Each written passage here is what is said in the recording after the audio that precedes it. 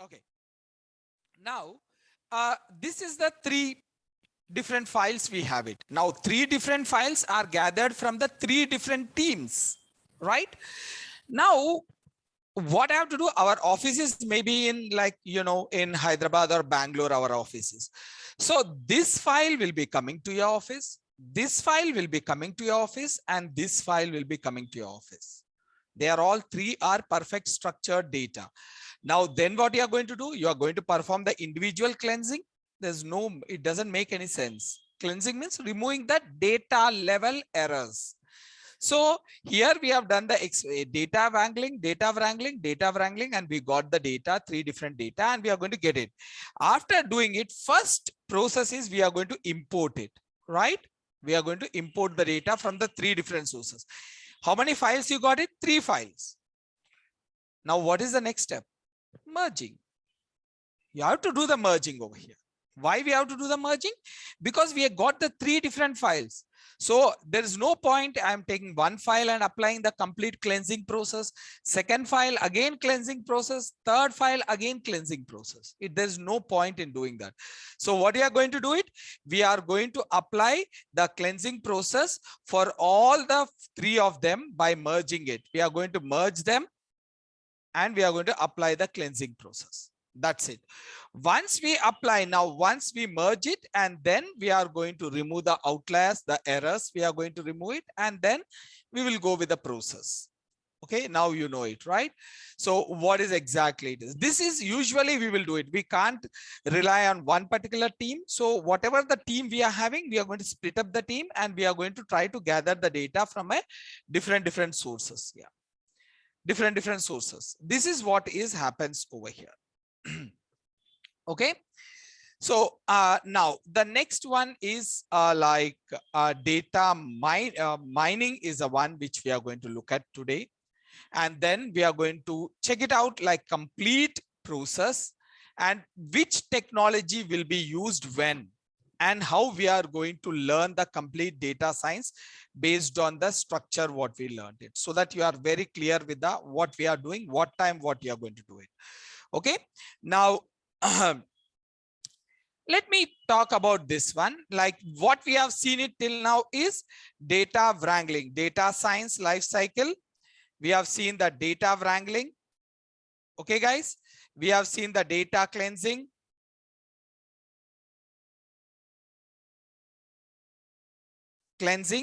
And we have seen what is data in detail, what is data and what is the process, how it is involved. Now, after this, the most important thing is data mining, guys. What is the data mining? See, in the first case, we will get the proper structured data, right? No doubt about that. We will get a proper structured data. In second one, what is the outcome of this? What is the outcome of the cleansing? Structural, perfect structural error-free data. Remember this. This is the error-free data. Now we have seen a detailed analysis about the data over here. You can keep this aside. Now the next one is you have the perfect data with you. No doubt you are having a perfect data. Now this data, what we are going to do it is we are going to perform the mining on that. Now, what is the mining? So just imagine like if you see any mining,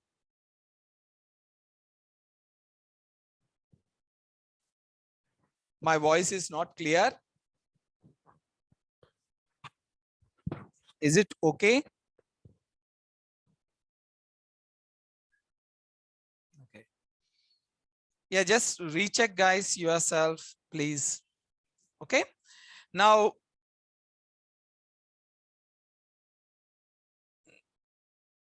so I think that you have to check it out your system. I think that other people are pretty much clear about that.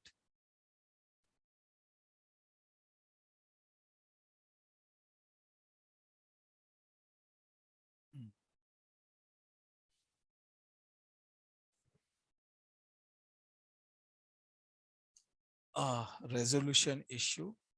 Okay, just give me 1 second. I think that there is a small resolution issue with the screen. I'm going to check it out and I will make sure that it is clarified. Okay, just give me 1 second, guys.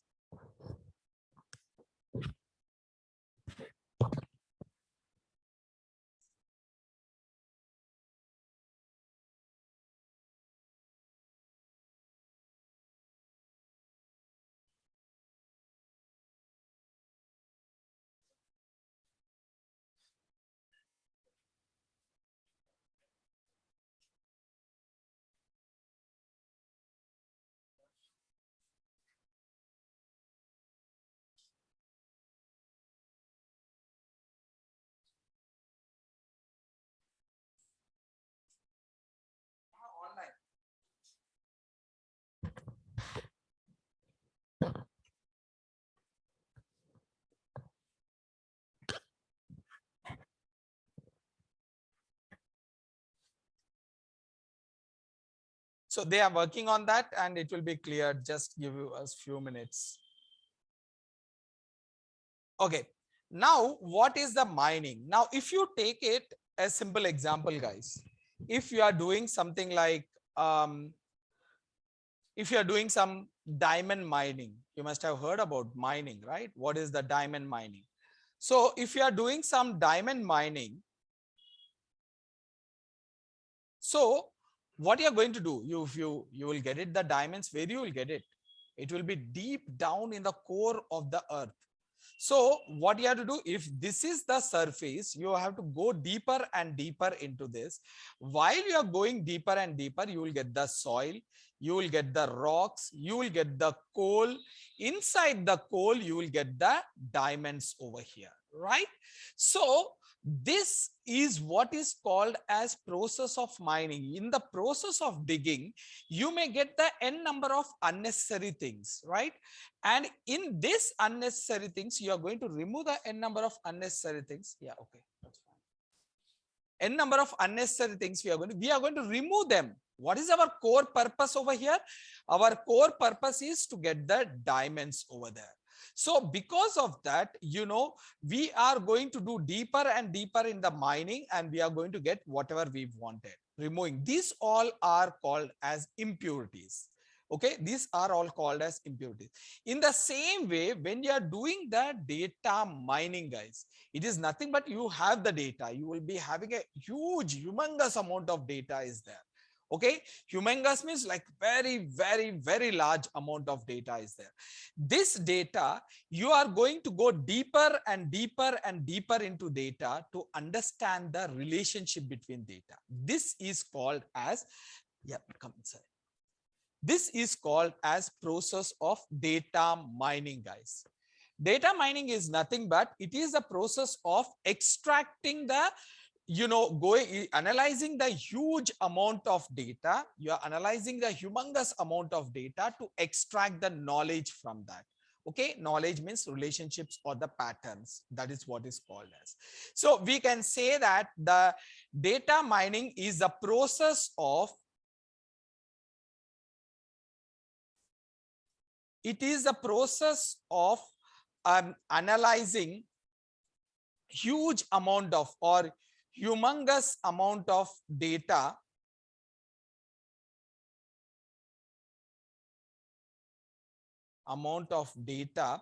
to extract meaningful patterns. Patterns matlab a particular pattern will be there, a rule, particular rules are there. This is called as a pattern.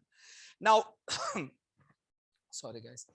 Now, this is a process of analyzing humongous, like huge volume, very, very huge volume of data, guys. Really very huge volume of data, and to extract the meaningful patterns, or it is called as relationships. You can also call it as relationship. Okay, now there is a very large amount of data will be there. From that, we are going to extract the meaningful patterns. That is what is called as actually the data mining. So for performing the data mining, there are some terminologies are there. First, let's see these terminologies and then we will club up them together. Okay, so is it clear? Yeah, I think that. Hey guys, is it clear now screen? Now this one, yeah, this one is there. Zakir, Zafar. Yeah. Thank you. Thanks for confirmation, guys. Hey, thanks for confirmation, guys. So now this is what is called as data mining. Now we have seen the data wrangling, guys, gathering the data, simple. Data cleansing, cleansing the data level, whatever the errors are there, we are going to remove them. That is what is called as data cleansing. Now, after this, you will be having a proper structured error-free data with us, right? Proper structured error-free data. Now, what we have to do it, we have to mine that data. We are going to go deeper and deeper and deeper into the data, and you will extract the meaningful patterns from that.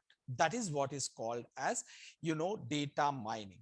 So there is an architecture is involved in processing this data mining. Okay, first thing is like, the terminologies what are used inside this, the data source.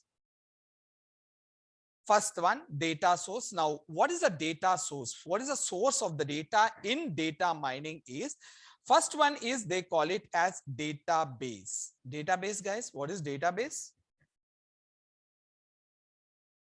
What is database? No?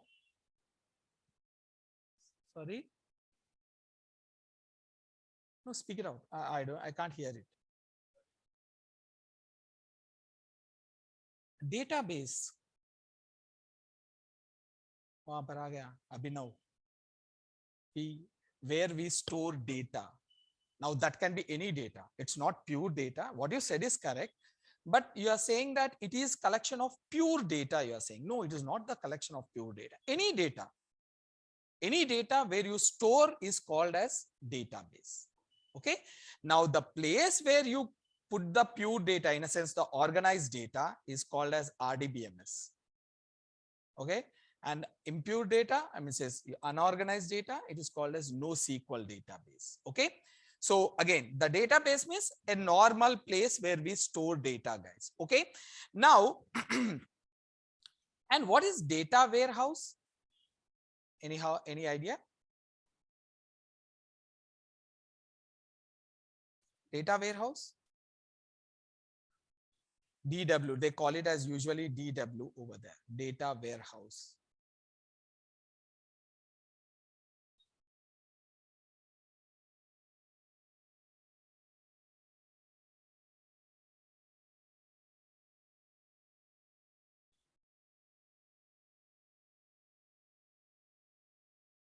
Yeah, Harsha is saying that where we store data, that is also correct.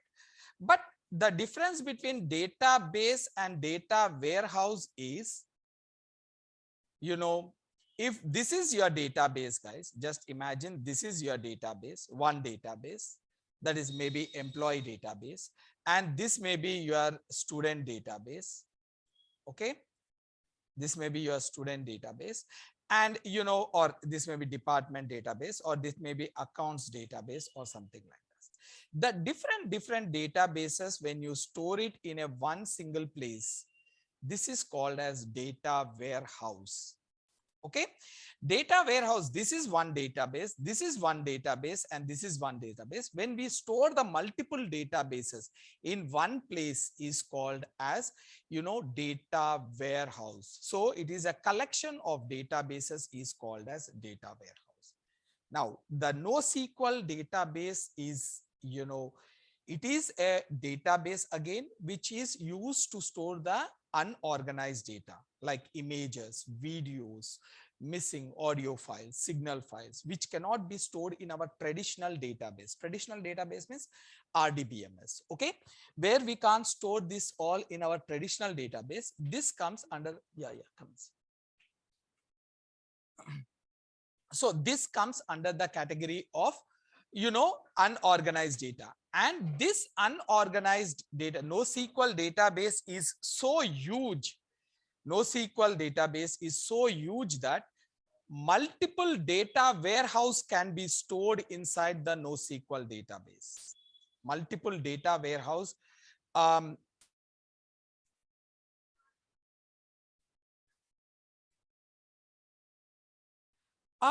can't see Harsha.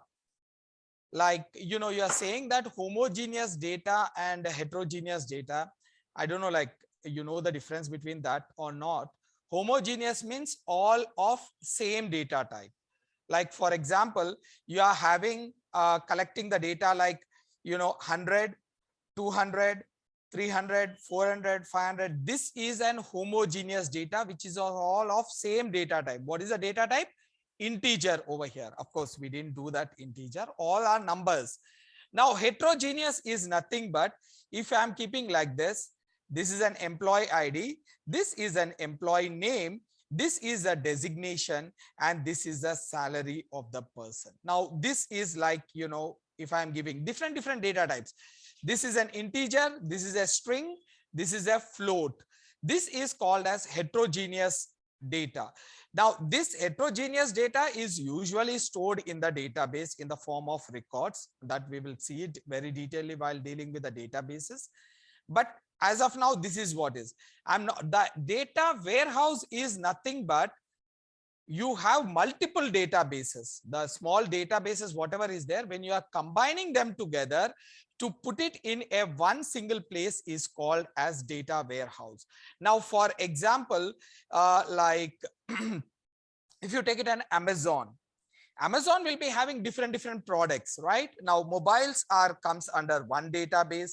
Now, there may be like TV, electronic devices may come under one data type, one database. And, you know, there may be around like, you know, food item, groceries may come under one database.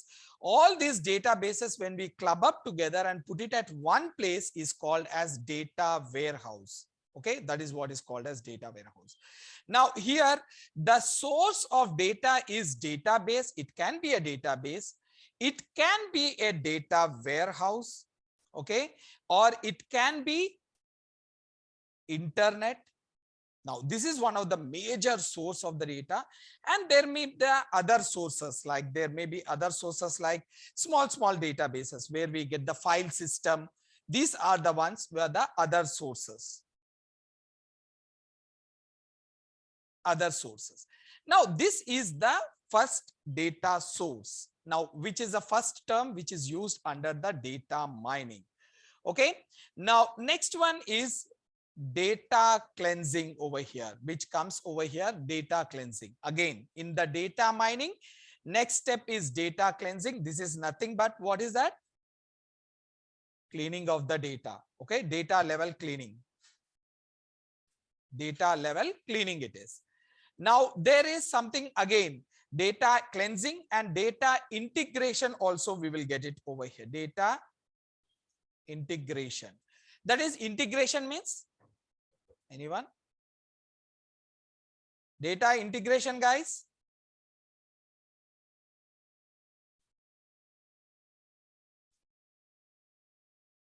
To add data, add the data.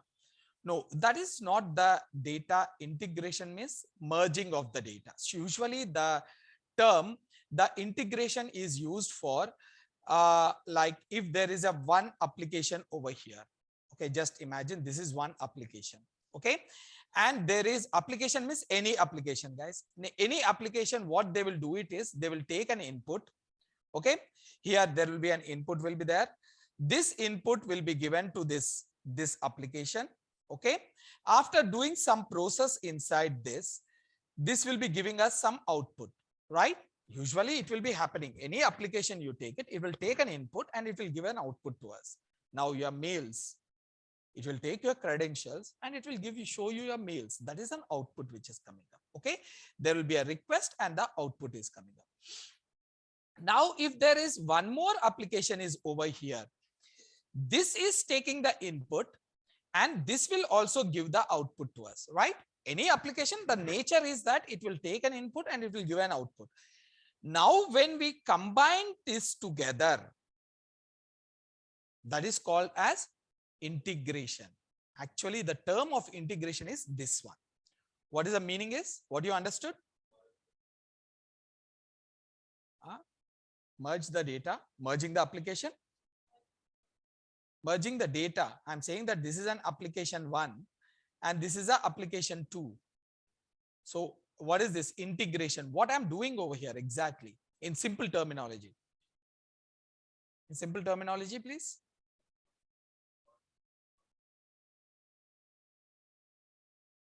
Huh? Yeah, what you're saying is correct.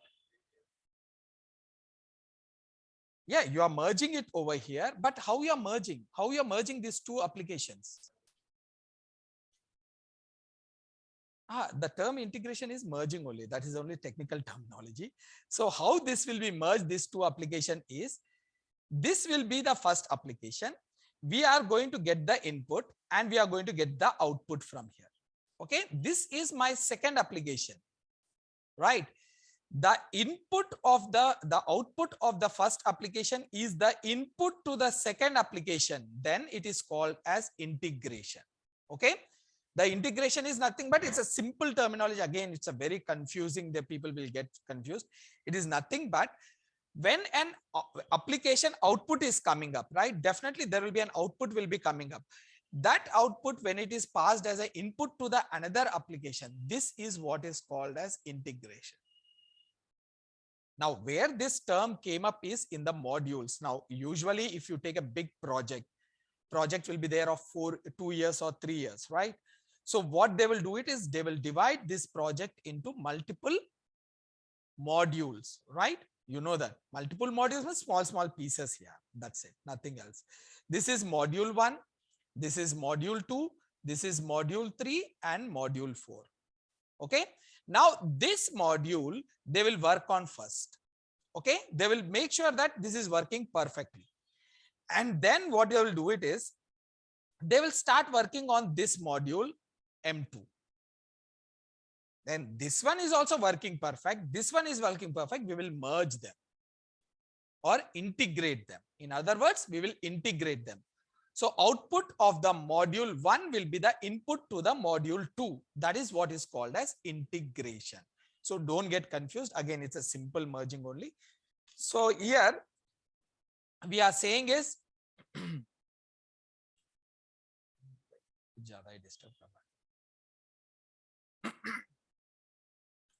so the data cleansing and integration of these two will be involved in this, the second step. The third step is nothing but, third terminology we will use, the database server. This is nothing but it will communicate. It is a communicator. That's it. Now take it as a communicator or it is an agent. You can take it as an agent. I will explain him. I will explain in the real process. I will explain what is his role is. Okay. Now, there is an important term called as data mining engine.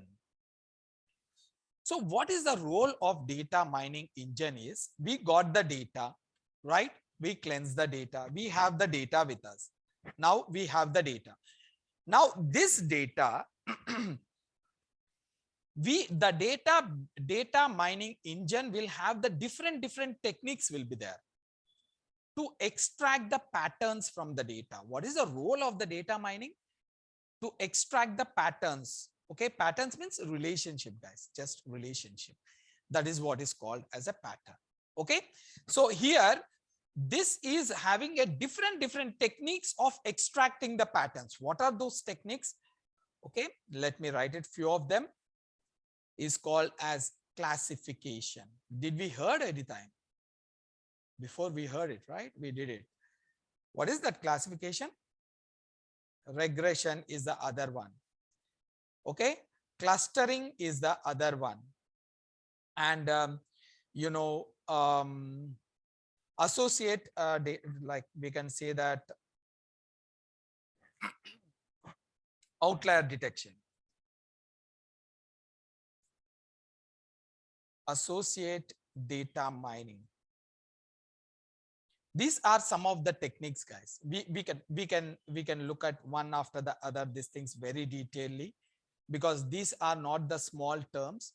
We have to spend a lot of time on this to apply the algorithm and you have to extract. So these are some of the methods which are applied by the data mining engine. Data mining engine will apply these methods. Okay. Now, I know that it is very confusing what is going on, why I'm talking this. Let me connect it. Just wait for it. Okay. Now, after this, we will say that identify the pattern or evaluation of the pattern. Or of pattern, anything you call it as. Now, last one is called as GUI. That is graphical user interface. Okay. Now let's talk about this one, guys. 1 second. Let me pull it off this all. So first is data source. This data source is we are going to provide what is the source of data. Now, what is the source? We have the database, data warehouse, internet, and other resources. Okay. Now, what we got the data from here, different datas we got it, guys. This data, what we are going to do? We are going to do the cleansing process. Okay, guys, just follow this as of now, then we will connect them all. Okay, not to worry about. Now we are doing the cleansing. We know it very well. This is cleansing. What is this process is called as? Data wrangling. This is data wrangling. This is data cleansing. Now, database server role is to just act like an agent, communicate between two different layers. This is to communicate between the two different layers. This acts like an agent.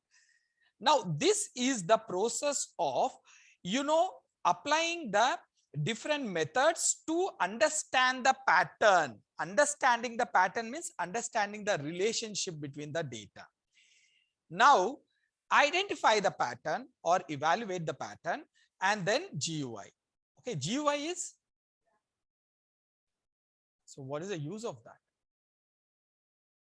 Yeah, what is said is correct, perfect, no doubt about that. So what is the use of this? Yes, guys? Yeah, we get the answers from here.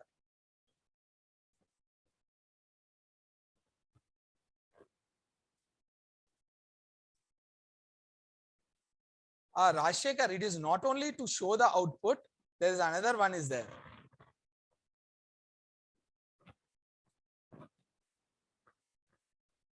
Graphical user interface. What is interface? Interface is an environment. Simple environment is called as interface. Whose environment is that? User. Who is the user? Who will be the user, guys? End user. End user means you and me. Okay, you and me are the end user. Graphical, where the graphical presentation is there, that is called as graphical user interface. CUI? CUI. Ha bhai. Go Balaji. Sorry, I thought like I forgot your name. What is CUI? Character user interface, command user, character or command user interface. So what is this command user interface, guys?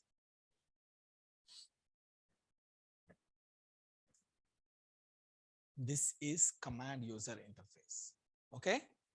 Now graphical user interface is ye wala, what we are doing it with the mouse clicking, right? Graphics. That is what is graphical user interface. So the GUI stands for graphical user interface. That is the from where the end user means the person like you and me who are communicating with the application server, that is called as graphical user interface. Actually, there will be a 3-tier architecture. Hope you know this 3-tier architecture. This is my UI. This is my application server, and this is my, database server. So usually there is an entire architecture is also called, that is very complicated for you. Now, this is a 3-tier architecture. All your application, whatever is running now currently are on this base. I told you in the last class also. That is like, the user will be communicating from here, guys. This is GUI, or they will call it as UI. Yes. Hi.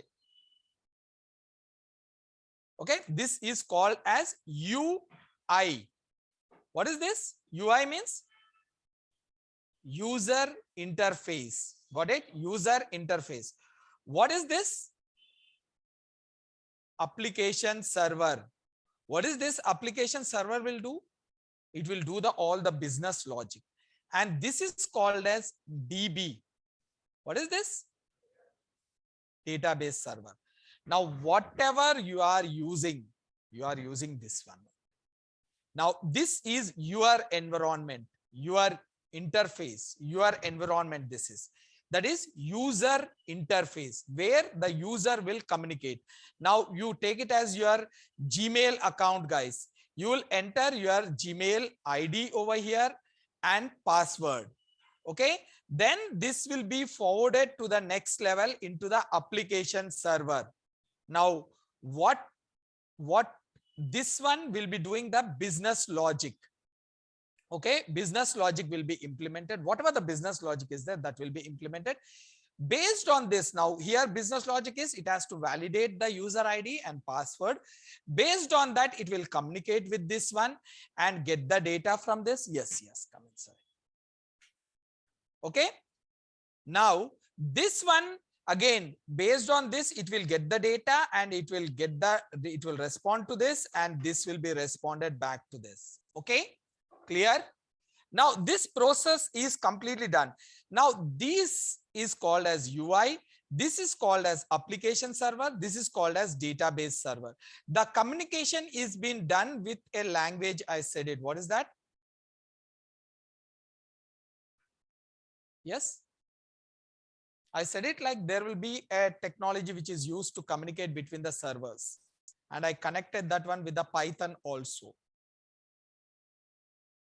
Got an answer. Byte array. No, that is called, it is called as JSON. Clear? JSON, which is nothing but you will be learning in Python called as dictionaries, right? It is called as dictionaries. This is very, very important. This is universally used as an language to communicate between the servers, guys. In Python, there is a concept called as dictionaries. Okay, dictionary. This is the one which is used the same. This is equal to that of, this is a replica of JSON only. If you know this, you can play with this. Okay, clear? Now, this is the user interface. This is the people who work on this called as UI developer, you know it. And the technologies, what is used over here? Any idea?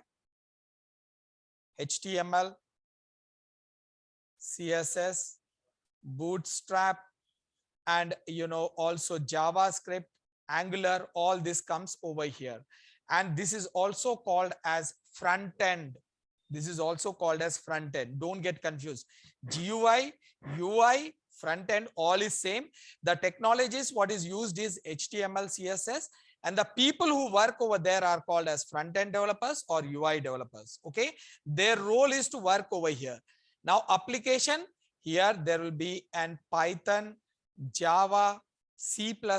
These are the people will be working on this. Okay, and these ones, the people who are working on the database, directly the database, they are called as database developers. They will be an experts on the SQL. Now I'm talking about RDBMS only. They will be experts on the SQL. Now here, okay, let's connect it now back to ours. Now, when you check it out over here, now this is the UI. Okay, this is your UI. Okay, now let me do this one. Now let me put it on the UI over here. This is my UI. Now let's connect all of them, guys. This is my UI. So what the UI purpose is, the user will interact with us. That is an interface through which the user will interact. So this is my UI. Then what happens? Now a simple example is you will be doing a lot of search on the Google, right? Yeah, you will be doing a lot of search. Now you search for a particular mobile or a laptop. You get the output over there. Thousands of the records you are going to get it. You think that there is only the laptop data is there inside Google? There are like lot of data is there in that. Then how can you extract only about the laptop? That is done through the data mining. That is what is doing with the data. There's a lot of data is there. You are extracting the data, what you want it. That is what is the data mining. That is what you are doing with the diamond mining also. There's a lot of material is there inside the earth. You're going deeper and deeper and you're getting whatever you want it. That is what is mining. Here, we are having the user will be giving us the data. Okay. Now user will be giving us the data, something like that, mobile phone. Okay. of like 4 GB or 8 GB. Let's take it with 10,000. Now what this is? Now what the this is the data what is being given by the user over here in your GUI. In your GUI, here the user will be giving data like this. Now in this, now you see this, you give a big sentence also, very big sentence of 10 words or 20 words or 30 words also, it will take, and it will try to get the right information for you. How that is doing? By identifying the patterns. So next step will be coming as it will identify the patterns, guys. Okay, identify the patterns or the pattern evaluation, you will take it like this. In this, it will take the mobile phone. Okay, it will take the patterns as mobile phone over here, mobile plus 8 GB. Now this can be a RAM or this can be a storage also, 8 GB plus 10,000. This is the way it will identify the patterns, and it is going to put it over here in the patterns. So now this can be anything, like you can say that I am looking for mobile phone or something like that. Okay, you can give it any like whatever data you want to do it, you can do it over here, how big it is. So it is going to ignore this all. This is not helps me to get the pattern, this one. So it will take this, the value, the information which is very much important for me to extract the data. That is what is called as the mobile plus 8 GB plus 10,000. What is this? We are identifying the pattern. See this, the second point what we discussed over here is identifying the pattern or evaluating the pattern. First we said the GUI, that is graphical user interface, where the user entered the data, and then what we have done it, we identified the pattern over here. Okay, we have done it. Then after this, what we are going to do, we will pass it on this pattern to our mining engine. Okay, we will pass it on this one to our mining engine. So again, the mining engine will be applying a different mining techniques. There are different methods are there, as I told you. They are called as like, you know, clustering, classification, regression, outlier detection or error detection, whatever you call it as, recommendations. All these things are, you know, different methods will be there. Now based on one of the method, it will acquire it. The database engine will take one method and apply this pattern on that. Okay, this will apply the pattern on that. Then afterwards, so it will apply a method. I will say that data mining method will be there. Methods. Here we are going to use it. Usually they call it as data mining engine over here. Engine, and it will apply the method, one of the method. Okay guys, it will apply one of the methods. Then afterwards, after applying this method, so this method, what it will do, it will pass it on to our database server. We have a database server over here. This is the database server. This database server works as an agent. I said it, it works as an agent. What do you mean by agent is who communicates between the any two persons, like agent like. So it will work as a database server it is. Now this is acts like an agent. I'm going to put down over here. Okay, this is my database agent. Okay, now we are having our we have done we got the data from the user and we identified the pattern in that. We passed on to the database mining engine, data mining engine, and you know, from that this pattern, this method is applied on this, and that is being passed on to the agent. This agent will communicate to the different data sources. What are the data sources you have it? Like we are having an internet over here, and we are having like database, we are having the data warehousing, and we are having the other sources. Other sources are like file system or different sources. Now this one will communicate over here, guys. Definitely it will communicate, it will go and talk to them and get that the respective data. Okay, but when this is going, now this is the internet yours, this is your database, this is your data warehouse, and this is what other sources. Okay, like file system or other sources. Now this will communicate with this, and when it communicates, it will get some data, right? It gets some data from here, it will get some data from here, and it will get some data, and it will get some data response. Now will this data will be directly forwarded to the database server? No, because this is a data wrangling. Next step is data cleansing. So here a cleansing process will be applied. Here the cleansing process will be applied, guys.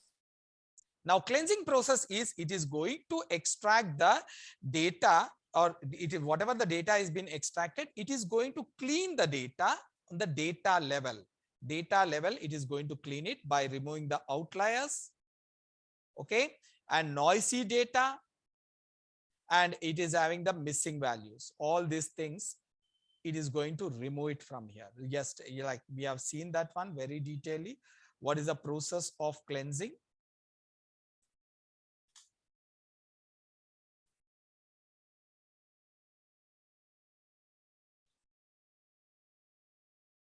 It should be there over here somewhere. This is all about the data. Here it is, the cleansing process. It is the process of cleansing. Now it is that these are the errors which we are going to do it. How we are going to do it? Rebuild it, standardization, deduplication, verification. This process is being applied on this over here. In this, the cleansing process, this will be applied over here. The complete process will be applied. And after that, whatever the data is coming down over here, I'm going from down, guys. Again, we came from up. Okay, the user is requested, we identify the pattern that is being forwarded to the data mining engine, that will select the appropriate method, and based on that method the data will be extracted. And once the data is extracted, we will go through a cleansing process. First thing is, we are going to do the cleansing process. It will remove the unnecessary. Then the agent, whatever the outcome is coming down, this data is directly taken to your data mining over here. From here, it is going to forward it to the pattern identifier over here, and then ultimately it will go back to your user over here. This is the way it will go back. First time, the user will be asking us the request, pattern is identified, mining technique, and this process will go, and the reverse will come down over here. This is the complete architecture of data mining. First one is the user interface and identifying the patterns, and data mining engine will apply a method. I told you different methods, and this is further forwarded to the database server, and this communicate with the sources, and it will get back. Now there is an extra layer will be there called as knowledge base over here. Knowledge base will be directly communicated over here like this, or it will be communicating over here. Now what is a knowledge base will do is, like, each and every pattern what is being identified over here, that will be stored. Now here, first time you got the mobiles, right? Now the database in the data mining engine will take it forward and get the data. This, whatever the data is there, right, this will be stored over here. That is the work of the knowledge base. So each and every, remember that each and every search, whatever you are doing it, that will be stored in the knowledge base. Now what is the purpose is, now first thing is, there are two ways it will be useful. First one is to respond immediately, to respond very much immediately, this is used. And second way is for performing the recommendation systems. Now I will tell you how it will work. Now think that first time a person asked me about the same configuration. Now, this is not a very unique, right? This is a common thing what the people will be asking. So sometimes now the next person comes, this is went through a complete process and it got some output like 1,000 records, it got it. And this 1,000 to 10,000 records is stored inside this. Okay, the pattern. Next time when a second person comes and asks the same thing with a different search, like I want a mobile below like maybe 15,000, 10,000 comes below 15,000, right? So automatically it will not go over here. It will go and search in a knowledge base that it is having any similar kind of search. And from here, if it is there, it will respond it. If there is nothing is there, then it will go to your data mining engine, and the data mining engine will go forward and get back all the information. So that is the usage of the knowledge base, guys. So knowledge base will be storing all the similar, very frequently asked questions, answers will be there inside this. And suppose if there is how it will be used for the recommendation is, if someone is asking for a bread, searching for the bread with a combination of butter. Okay, butter here. Okay, first one is bread and with butter. Then he did the search. Now this pattern is being stored inside this, right? It will be stored. Next time if someone comes and asks for the bread and butter, it will give it immediately from here, right? Suppose if someone comes and asks for the bread and the jam, this is a new pattern we were not having. So it will do the search. It will go to the mining engine, and then it will go to the server and it will get the data. But at the same time, it remembers that there was some people was eating the butter with the combination of the bread. So immediately based on this, it will start recommending you. It will recommend you saying that, why don't you buy the butter? Now, maybe you are not interested in the butter, still you can see that. Sometimes you will see it in the Google search right side, it will giving us some recommendations. Why don't you take it? Which will be very much relevant. Now, this is done with a very much intelligence. It should be done with a very detailed analysis, guys. It is not that everything you can recommend, miss, that is kind of a blunder you are doing. People will run away. The customers will run away from there. So here it should be very, very careful. You have to do it. Now, this kind of things can be done with the help of mining. Mining is really very, very powerful tool. Again, mining is really powerful. When it is powerful, when you have the data. If you don't have the data, mining is just like waste. Okay, like you are having one of the best supercar in your with you and you don't have the fuel with you, means what is the use? Which just like that, the data is like that. Data is so powerful. Again, the fuel means only the fuel which is appropriate inside the car. Don't put the milk or something like that. It will not work. That is a way. That is, data is really so powerful. So you should have the perfect data with you. Then only your model will be perfect, guys. That is the reason why, you know, the industry is moving towards the, you know, data centric. Always I'm saying that, you know, if you know that data, now whatever we talked about, data mining, data wrangling, data cleansing, if you know them explicitly, then you can play with the things. Okay, now these architects are of like, they are broadly classified into like 4 types. We are going a bit deeper into this, guys. Okay, so this like architecture is broadly classified into 4 types. One is called as no coupling. Second one is called as, you know, loose coupling. Third one is semi-tight coupling. Fourth one is tight coupling, guys. These are the 4 types, the architecture, whatever we discussed about the architecture, these architectures can be broadly classified into 4 types. One is loose coupling, then, sorry, no coupling, loose coupling, semi-tight coupling, and tight coupling. So what is this actually? See, this is, see guys, if we are talked about so many things over here, internet, database, warehousing, anywhere, all of them will be connected to the database some or other way. The only separated system is called as file system. All of them are some or other way they are connected to the database or the warehouse. And the other system is file system.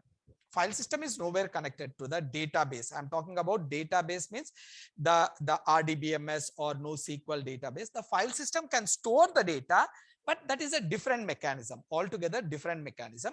But all the rest of all will be stored in the database. Now these couplings are based on these two things only, database and file system. File system is nothing but your files. Whatever you are storing in the files is called as file system. Okay.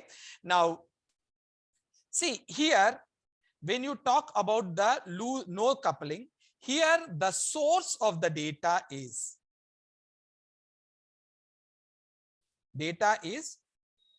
not database, not database, nor data, no DW. No database, no DW over here. So where the data will be coming over here? From the other source. What is the other source? File system. So the source of the data is file system over here.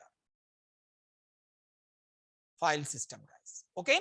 So this data, we will not use any, we will not get the data from the source of the data from the database nor from the data warehouse. The only source we will be using is file system over here. And here we are not going to use any of the features of the database to perform the mining. For example, there are some features will be there in the database, features will be there, like or you can say that functionalities, functions of the database or features of database, they will call it as, like, you know, some of them are like aggregate means you are performing the aggregation. Then there is something called as sort, is a function, one of the function. There is something called as indexing. There is a concept called as indexing. Now, these are some of the features of the database. Usually we use it in the database to perform some operations. Okay. These things we are not going to use it over here. Okay, none of the database features will be used. Then what we are going to use the traditional coding on our own. We will do the traditional coding and we are going to do this. So no database features are used.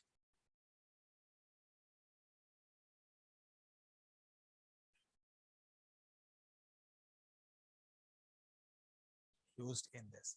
Now, so we are going to do the mining, data mining only over here. What we are doing, we are using the loose coupling architecture over here, where the source of the data is a file system. And how we are doing the mining? We are doing the mining without using any database feature over here. Any database feature we are not using over here. And whatever the outcome we are going to get it, that is whatever the knowledge we are going to get it, the outcome what we are going to get it, we are going to store it in the file system only. We are not going to store it in the database. So outcome will be stored in, again, file system, not in the database. So the loose coupling is the one where it is nowhere connected to the database or the data warehouse. So this is what is called as loose coupling. And this is recommended means no, this is not recommended at all. So when we have to use it, then when there is a small amount of data is there, now you want to use the small amount of data and you want to do the analysis. Now, when there is a small amount of data is there, why you will go for the database? It's a very expensive process going through the database. So we will never go to the database when our source of the data is very small. So this is recommended when the source of the data, volume of the data is small.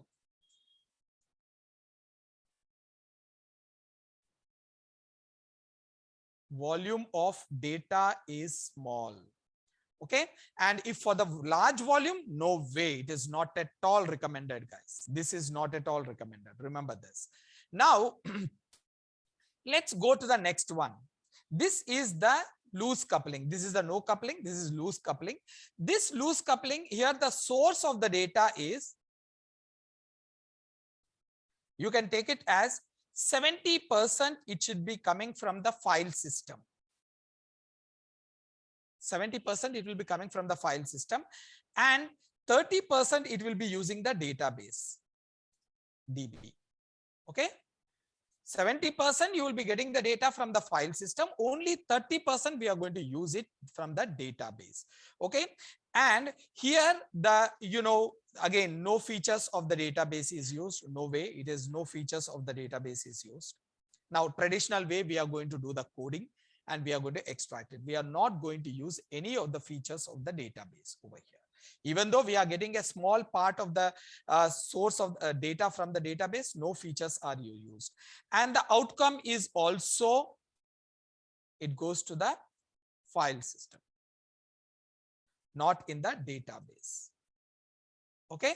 Now, when it is recommended, again, it is recommended for the small volume of data. Okay. These two are very less recommended. Okay. Now, this is far better than this one. This is nowhere connected to the database. Okay. Now, the next one is the one which we are going to use it very extensively. That is, the semi-tight coupling. Now, this architecture where you are going to use it, the 70% of, like, 30% will be from the file system and 70% will be from the database. 70% will be database.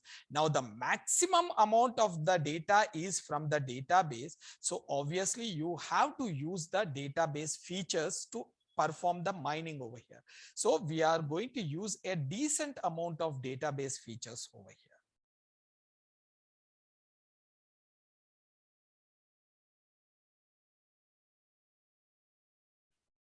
I will say that maximum database features are used. Not all, maximum.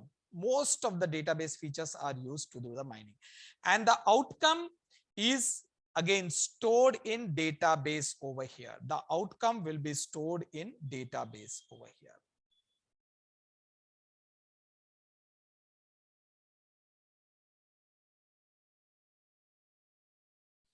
Database. And is this recommended? Yes, it is recommended one. This is recommended for the large volume of data.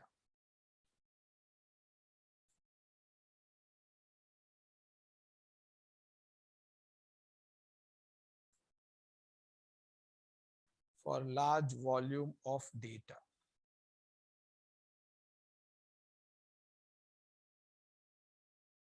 Okay. Now the last one is, now you can guess it, 100%. It is data source is database. All the features are applied from the database features only, and outcome will be stored. And this is the perfect one for the strongly recommended. Yeah, you can put it on. That is strongly recommended for the database over here for performing the coupling. Now, this is again, you will be using this means, no one will bother about this coupling, but this is very important from the presentation prospects. Now, if there are some things will be there. Now, like there are some sampling techniques will be there. Now you are getting the data, right? You will be getting the data. Now, when the person asks you, simple guys. Now, if you take it a realistic scenario, now here 100% data is from this.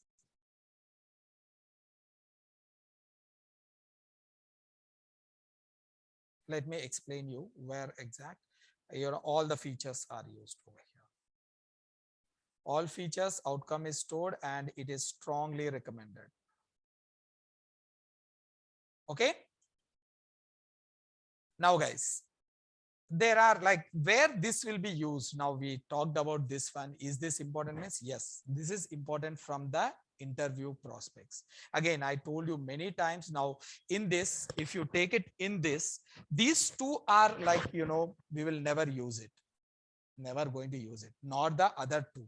We are going to use the other two. Like the sad thing is the people know how to use this one, but they don't know they are using this. They don't know. They know what is the data mining. If you ask what is the data mining, they will say it very clearly. This is a process. But unfortunately, they don't know that which architecture they are using. They don't know there will be a types of architectures also inside this. Okay. Now, where exactly you will be using this is one is like interview. They will ask you in the interview. Now, or presentation, guys. Presentation means, each and every data scientist or data analyst or data engineer, so called as, there are so many designations are there. They will call it as data engineer, machine learning engineer, deep learning engineer. There are so many other. Broadly, you can classify as data scientist, which is the top notch one. Okay. Senior data analyst, data senior, there are so many are there. Okay. But when you broadly classify them, if I say that, what are the different designations we have for the developers? There will be a developer, there will be a programmer, there will be an, junior level programmer, senior level programmer, so many are there. But when you want to classify them, you will say that a top notch is team lead or the project manager. Then there will be a senior developer. Then there is a junior developer. That's it, right? All this comes under this one.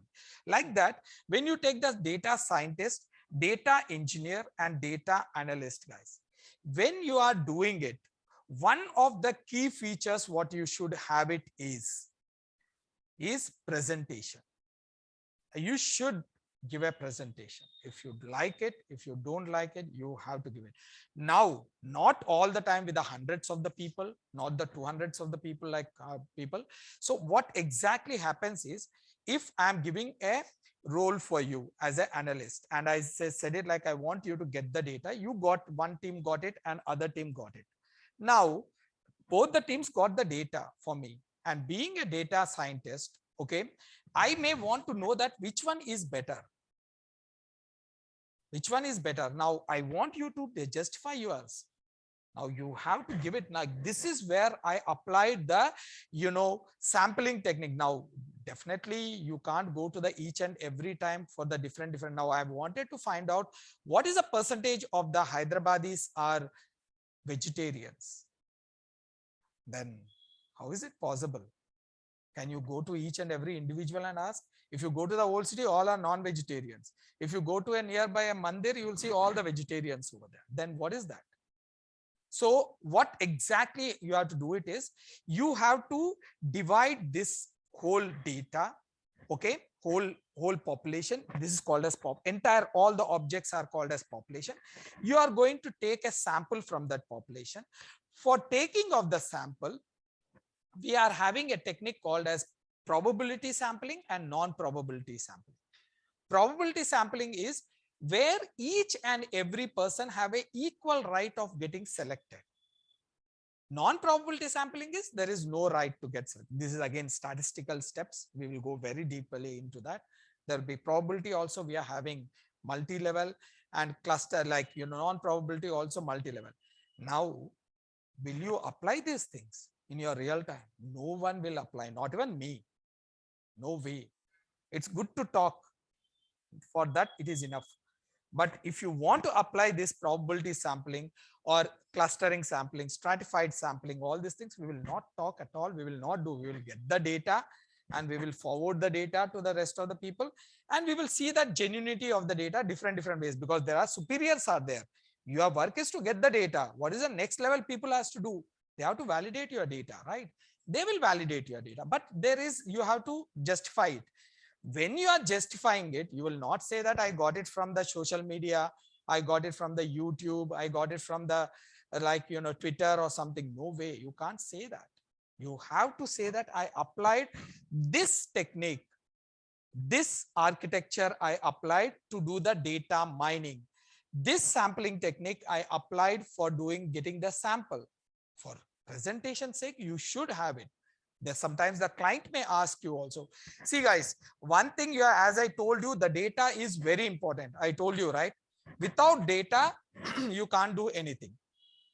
But getting the data is a real challenge. That is the 70% of your time will be consumed from the getting of the data. Remember that.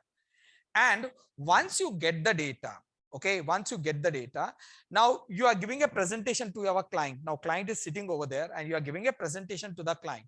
When you are giving the presentation to the client, now client will immediately ask you that from where you got this data. That's a simple basic question the client will ask you. Now you may say that, you may get the doubt like, when the client is there, why can't the client will give the data? No, client will never give you the data. If you are giving, then you are very lucky. Client will never give the data because data is very confidential for the client. He will never give you the data, or he will give you a structure of the data, like what are the things should be involved, but he will never give the original data. Only a picture of the data he will give it, or he will remove a part, but he will never give the original data, guys. Remember that. That is 90% of the time the client will never give you the data. If the client is giving, you are very, very lucky. So when he's not giving, definitely will ask that whatever data you got it, from where you got the data, right? Immediate question comes is that where you got the data. Now you have to justify over there using these terminologies. This is used over there. These sampling techniques, these coupling, semi-coupling, and all these things, you will not use it. This is for the your interview purpose only. And again, you may ask me a question. Okay, I've done the interview over here. I cracked it. How I will justify myself while doing it? No need to justify over there. Some or other person will be helping you, or you will help some or other. That is a tradition which is going on. That is not, it is not a rocket science. If you don't know anything, if you get a job, if you got a bigger company like Infosys or CTS or something, before getting the project, now you say that you got a job today and you joined the course today and you got the job. Luckily you got the job and you went and joined over there. Now, before getting into your first assignment, until unless it is very critical, you will have minimum 2 months to 3 months time over there. So you can learn the technology and you can start implementing also. You will have so much of time. Of course, this will not happen with the startups. Startups, they are very small. They don't have so much of space for you to do a specific work or learn or give it such a time. Immediately today you are joining us, within next 2 days, they will be assigning the small task, very small task, very, very small task, and they will make you explore more and more into different sectors, and they will make you an expert. Again, if you are getting an opportunity in a startup and in an Infosys or a level 5 company, I strongly recommend you to go to the startup, because the things what you're going to learn it in 1 year in the startup, you will not learn in your Infosys or the so-called as branded companies for next 2 to 3 years also. No way. That is the reason why time to time the senior professionals comes into the startup, spend some time, because these people will be very much connected to the technology, upcoming technologies, and they no need to take a lot of permissions to implement anything new. Today I got this, yeah, implement, justice, that's it, do that, that's it. There's a simple talk and it will go and implement it. But in Infosys, you have to take it, or a bigger company, I'm talking about the level 5 company, you have to take a lot of permissions, different permissions you have to take it before implementing or changing any particular technology over there. So there, every person will have a small role and you will be restricted in that small role only for whole 1 year or 2 years. Now, if you are getting into the startup, then you will be exploring all the things. Now, startup will not have a specific cabins or something like that. How you will sit in your like a cafeteria, or nowadays like chai, biscuit jagah pe, the same way. You will go and sit wherever you want it, sit and do it and learn it and go. That is the best way to start your career. I strongly recommend that. Yeah, you are in the starting phase, so you have to be open to learn a lot and lot. Again, if you are joined in the in data science, I'm talking about data science. This is not the only the figures I'm not talking on in the air. This is, I have seen that. My students have done that. Okay. See, they joined, they got the few of the guys, they got the job in the Deloitte. They joined in the Deloitte with the 5 lakh, 6 lakhs package. That's a decent one for a normal, now I'm not talking an IIT guy. I'm talking a normal BTech guy. So 5 lakhs, 6 lakhs is decent, a startup. Now the other guy who joined in the same batch people, other guy, he missed that Deloitte, and because he didn't took it or he didn't get it, I don't know. The first guy, he got it as a business analyst and got the 6 lakhs package, and he was very happy.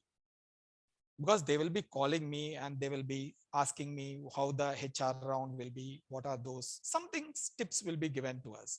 So I told him and he got very happy. The next guy, he didn't got it. Then some or other way, I got a company, a small, very small company, startup. They were asking for an intern. And I recommended this guy, saying that he is a very good guy. Please take him. I know him because he's a really hardworking guy. I've seen it.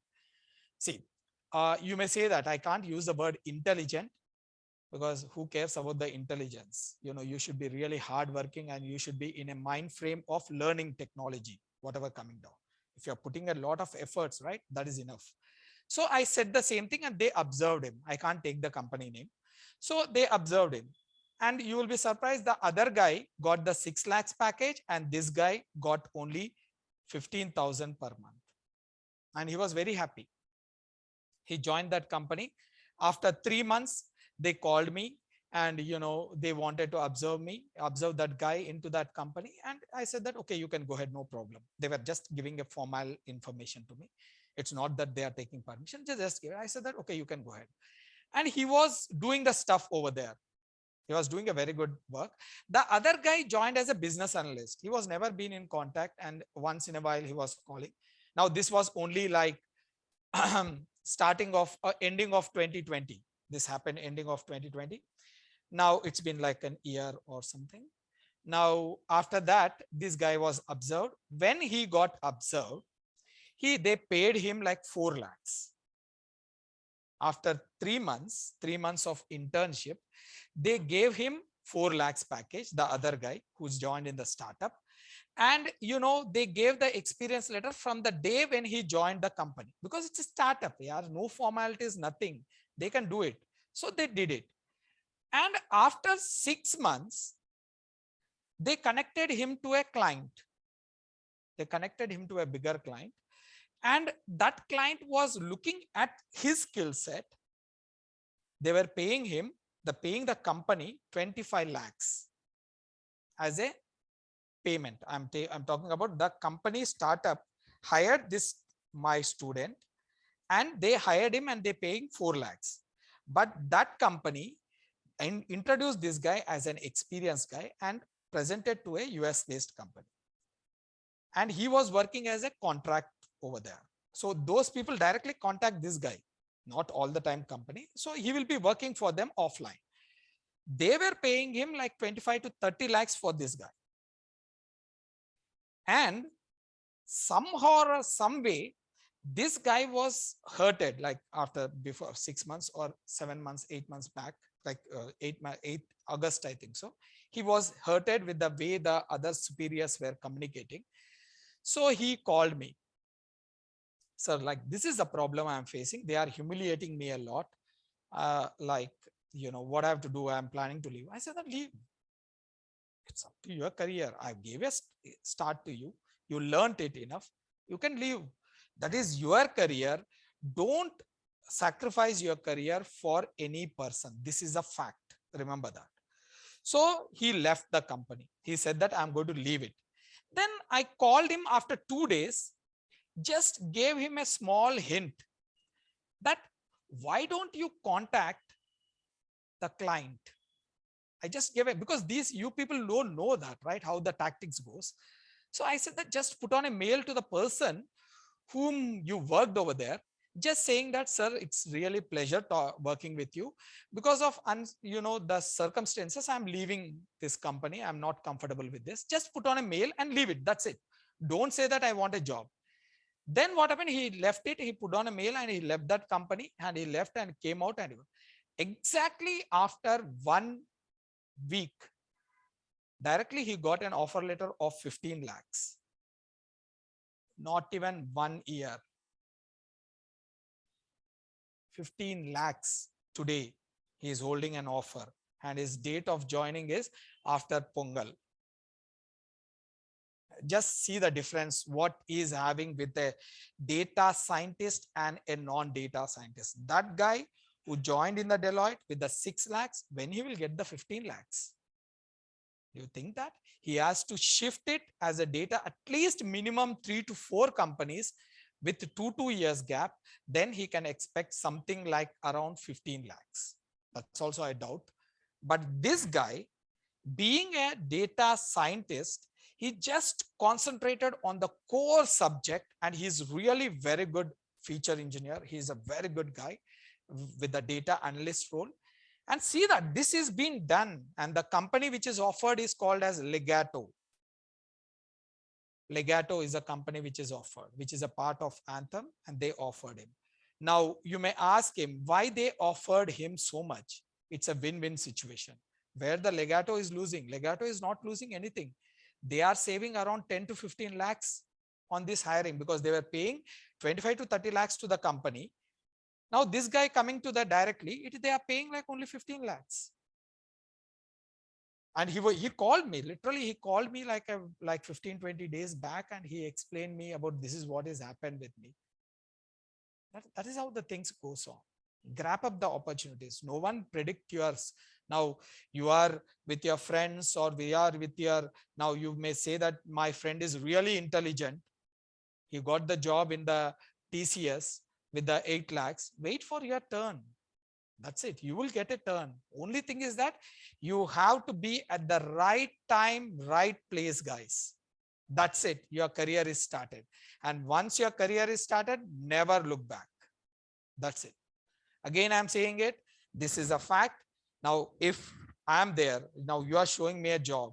Yeah, I'm very much grateful to you people, because you started my career. Yeah, I will take you out. I will give you a cool drink, or we will have a party. Till there, it's okay. Utna hi hai, bas. Till there, it's okay. Take it, party, everything is fine.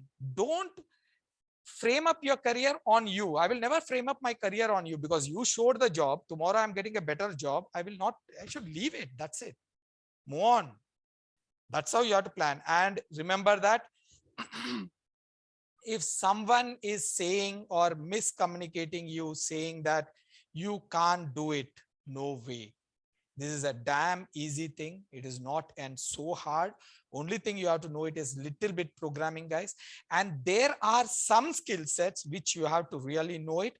Once you are expertised on that, then the people will be running behind you. And the beauty of this, I'm not talking that I'm working from the Naresh, I'm saying it or something. No, usually whenever I train, I will train the people, like especially I will make a core interest onto the programming. Because once you know the programming, you can play with the technologies. That's for sure. If someone is saying that no need of programming, no need of that, you come down, means I will say that, okay, I will not comment anything on that, but that is something wrong what you're doing. That is not the right way to go it. Okay. So I strongly recommend learn the programming. Yeah, I will spend enough time on the programming.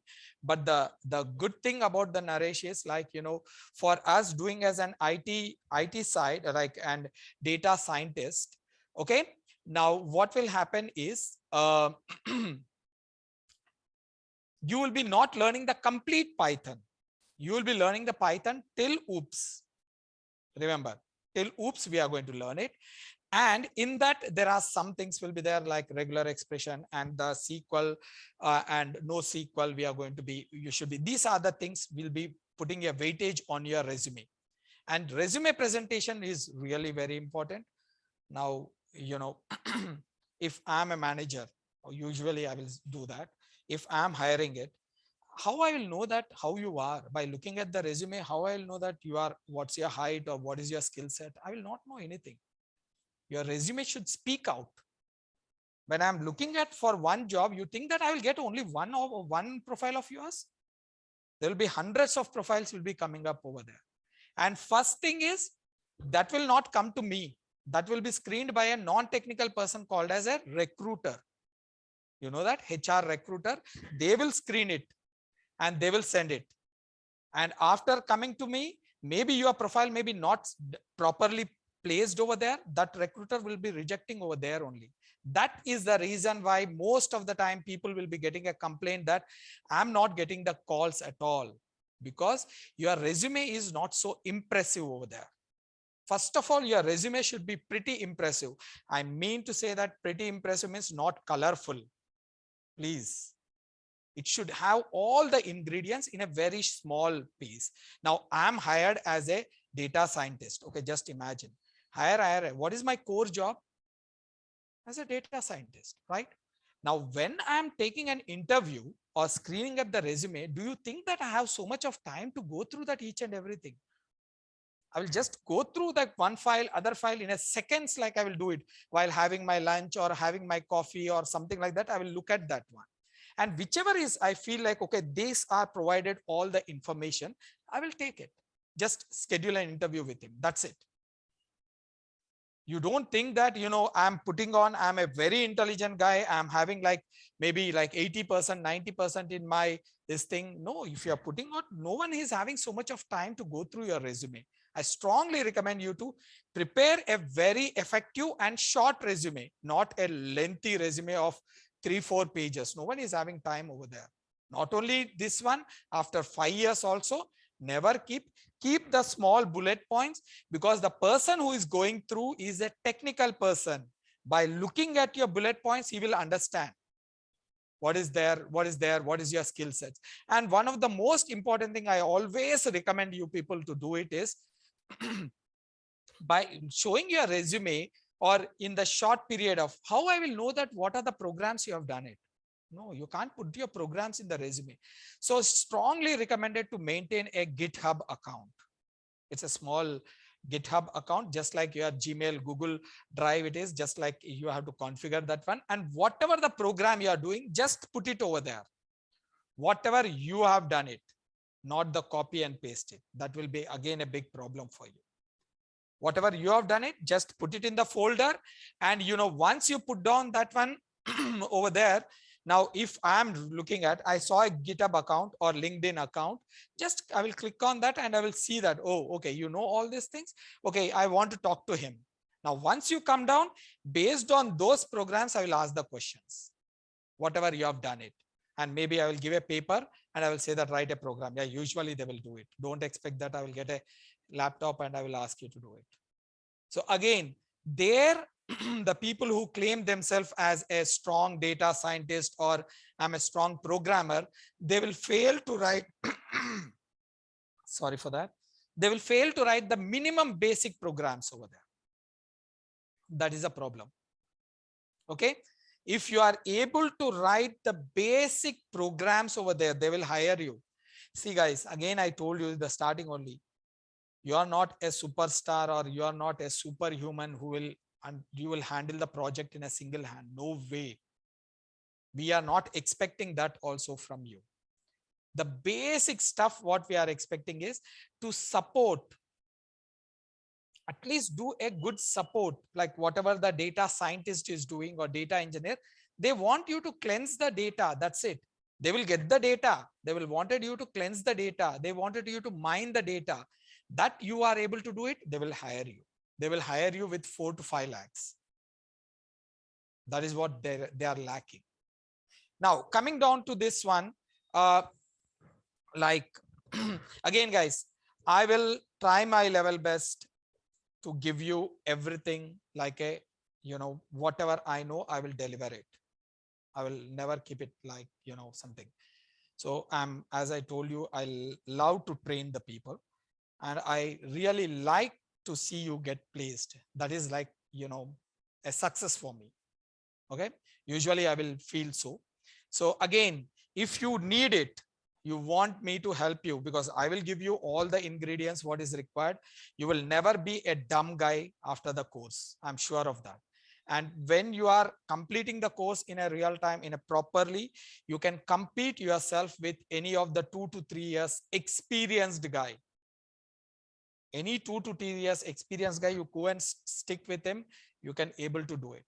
You can able to compete. You can argue with him. In an interview also, you can compete with him. That much I will give it. That is no problem from my end. I will give it. Only thing is that you have to take it. That is a big problem. Usually people will listen and they will never practice it or never implement it. So there they are lost. So, and for if you have done with your EDA without machine learning, forget about the machine learning, EDA, exploratory data, and I'm going to tell you what is that, where we will come. Once you do this, I will tell you when to prepare your resume and what are the questions will be asked and how to prepare your resume, what are the questions will be asked. Each and every topic I'm going to give you the questions. Just go through that questions, you will be cracking the interview. That's it. Definitely you will be cracking the interview. And once you get the interview cracked and once you are inside the company, right, you can play with the things and you can call me if you face any problem. You can call me, whatever the problem, you will get it right. That is a very small one. You will be asking like how to do this, how to do that. I'll be getting a lot of calls like that. I can give a response to you, or WhatsApp message. I will definitely respond what to do, how to do. You can easily do it. Very easily you can do it. This I'm telling you, like only till EDA. Once you are there in machine learning and deep learning, if you are comfortable with that, putting in your resume like ensemble learning, and you know, you are like,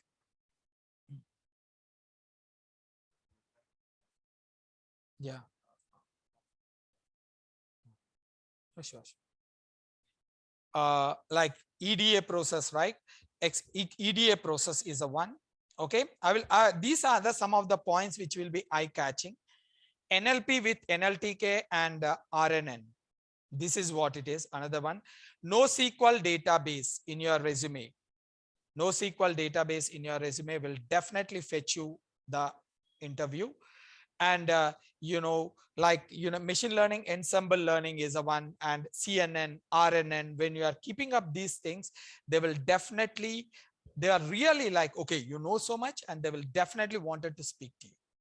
And again, the way you present is a more important. There will be a specific way, 1 page or 2 page, put all the matters, splitting up the resume into 2 to 3 page splits, and then you present it, then you definitely get the things. Okay. Now, first one is we have done it with the wrangling, right? Wrangling. So wrangling can be achieved. Okay, let me write it down over here. So now, first we are going to start with the Python, guys. Now, I will try my level best to provide as much information as possible. And, you know, if you are done with the Python, the next session will be on the Python itself. Okay, core with the Python. Now, you are from the Python, you are from the programming background, you are not from the programming background, least bothered. All are of one level. I will treat it, and I'm going to start it from the fundamentals. What is the programming language? Okay, and then, you know, we are going to go with very detailedly. We will be learning the basic Python. Okay, very much basic, very, very basic, but a bit fast. Like, not like, you know, we are not doing a Python course over here. If it is a Python course, I can tell you the Python for 3 months, but this is our data science. A part is Python. So a bit fast we are going to go. I'm going to tell you like a basic stuff, like what is the variables over here. Okay. And we are going to talk about what is the data types. Okay. There are very important 2 types of data types will be there. That is sequential and Balaji.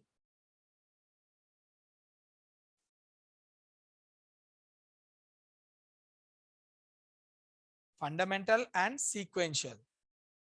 What is a fundamental data type? I'm not asking example of that. What is the features of the fundamental data type? The real importance of the Python lies over here. The memory management of the Python. So what is the Python will work is like, you know, there is an fundamental data type and sequential data type. Fundamental data type, if you are having a variable having the same value, will be pointing out to the same memory location. Do you know this? Ashok, right? Do you know this? What is that I said? What? Yes, Abhinav?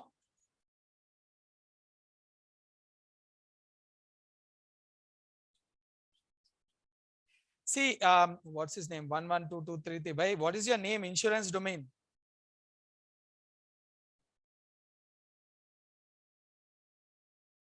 Yeah, it will be covered. Abhinav,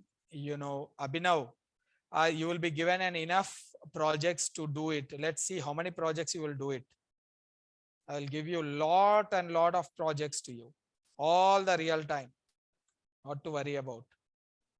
I have coding experience. I have 12 years experience in the reconciliation, but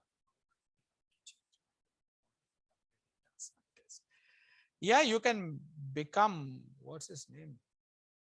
Stella. Yeah, it's not a big deal. Like, you can put yourself into into the data scientist. Yeah, I asked you a question.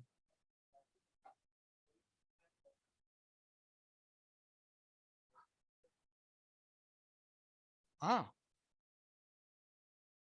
So actually there is the importance is there with the Python is that, if a variable is having the same data type, now same value, if a is equals to, this is my variable, let's take it, a is equals to 100, same memory will be allocated. Now this one, if you are giving it, so these two will be actually, now if this is the memory allocated for 100, okay, just take it, sorry for that, 100 is there, and a will be pointing out to 100 and b will also point out to 100. That is, a variable with the same value will be pointing out to the same memory location. Now this is a real power of the Python. Now how it is powered means, if you take our Aadhaar card, okay, you know the Aadhaar card, right? Until unless you are a Bangladeshi or Nepali, you will not have the Aadhaar. Okay. Now, if you have an Aadhaar card, in the Aadhaar card, you are having an these people are really, guys, take my contact number. You can call me, you can ping me. I will give you my contact number. You can I will just pass it on to the admin. All the online people, whoever are having that doubt, please call me or ping me. I will try to rectify all your doubts. Okay. It will not be cleared in the chat. Now, if you take the Aadhaar card, there is a like maybe 100 crore people are using the Aadhaar card, right? Now 30 people are non-Aadhaar. Now in that there will be a one column will be common for the 100 crore people. What is that? Yes. Yeah. That is not the same, right? That's not the same. Country is the same, right? Country will be the same. So you will be having India. Now, how many people are using this? 100 crore people. So if this India is occupying 5 bytes, say that it is occupying 5 bytes. For this, all the variables, all these people are pointing to this 5 bytes only. So for all these 100 crore people, because all are having the same value, so all will be pointing out to the India only, the same memory location. So how much memory will be occupied by this 100 crore people? 5 bytes. But the same thing, if I do it with the C++, 100 crore into 5, how much it is? 500 crore bytes of the memory will be occupied. Now, which one is better? Obviously. So that is now this mechanism is not there with our Python 2.x. No, this is there with the Python 3.x. This is a futuristic version. Now, no one is near to that Python. It's not because I am a Python guy, I'm saying this. That is the actual power of the Python. Okay. And this Python we are going to learn, like in the basics, we are going to spend it a lot of time, especially in this, the strings. Strings, we are going to go in detailly into the strings. There are some concept called as index and slicing. This one we are going to spend an enough time, at least like minimum half class we are going to spend on this. Why we are going to do it is, this one is used in the list, this one used in the tuple, this one used in the NumPy, this one used in the pandas, and also TensorFlow. So once you know this one, then it is very, very easy to deal with these things. There are some things will be there, you have to know it. And then there is something called as, if condition will be there, like, they call it as control flow. Okay, let me pull it off this one. Now basic is done. Then we are going to do with the core, guys. Core Python.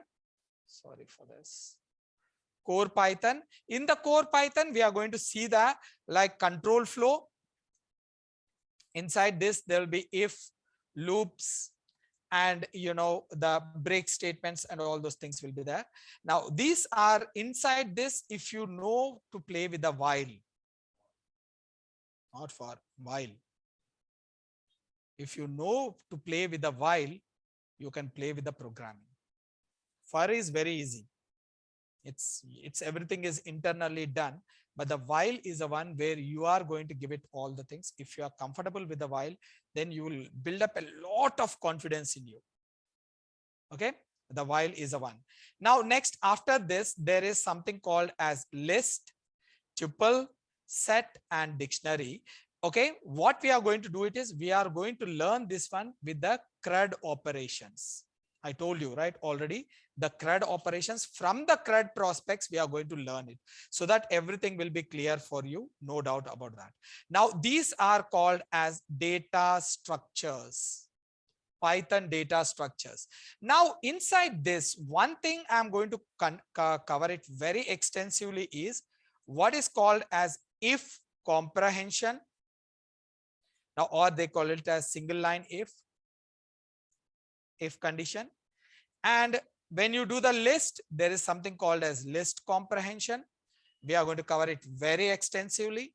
And then in the functions, we are going to cover the functions. Okay, enough. But there is something called as lambda function, guys. These are the things are interconnected. Now, if you know this, you can play with this. If you know this, you can play with this. But the people usually ignore this one and they will jump onto this. They were lost. When they come over here, they are even lost.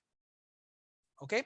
So this is a real important thing which you have to learn. There are some things will be there which you have to know it, because this one with the lambda with apply. Okay. There is a function called as apply with lambda. When you are using it, you can do an effective data exploratory data. And one of the technique over here is data extracting. Okay. And then we are going to go to the files over here. In the files, we are going to learn text file, common thing.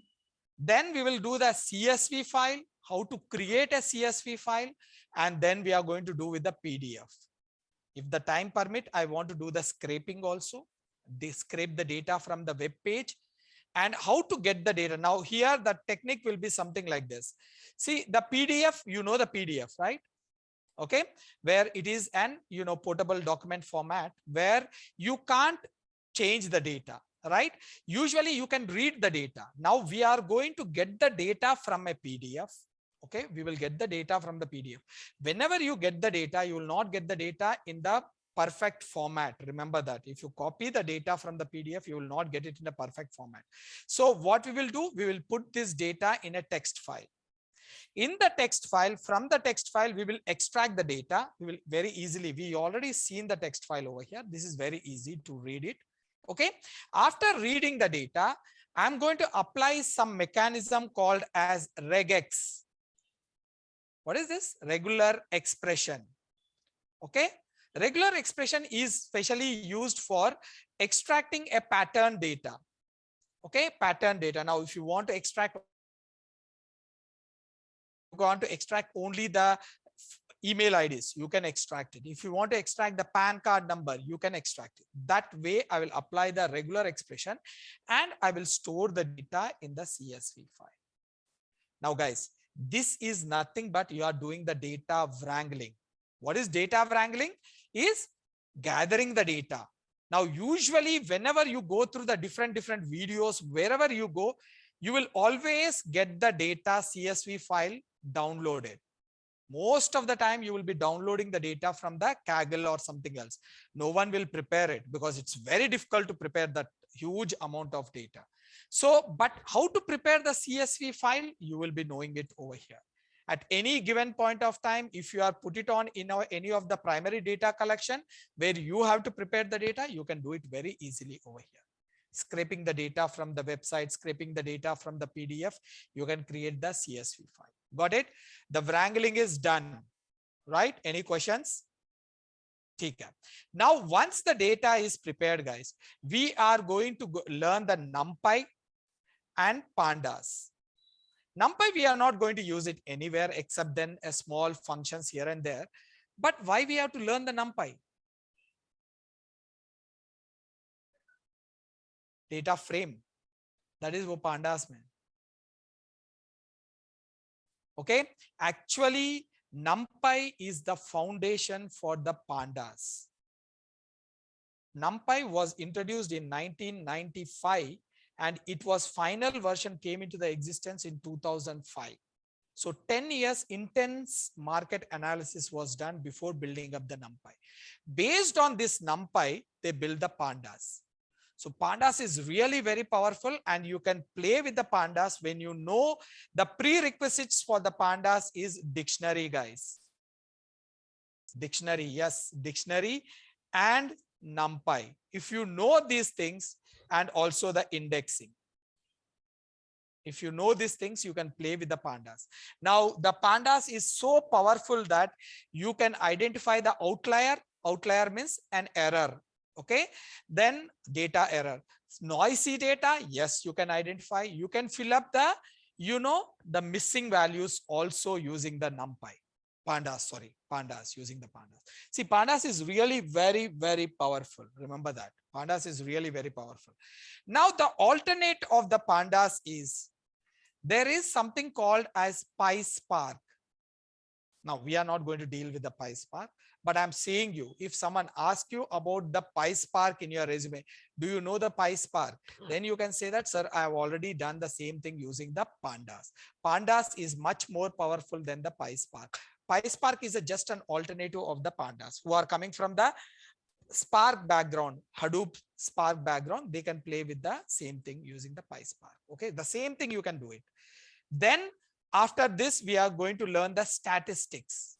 Now, not a degree level statistics, as per our requirement only. What is standard deviation? What is Z-score? What is IQR? What is population? What is sampling? These are the things we are going to see. After doing this, then we are going to go to the EDA, exploratory data analysis.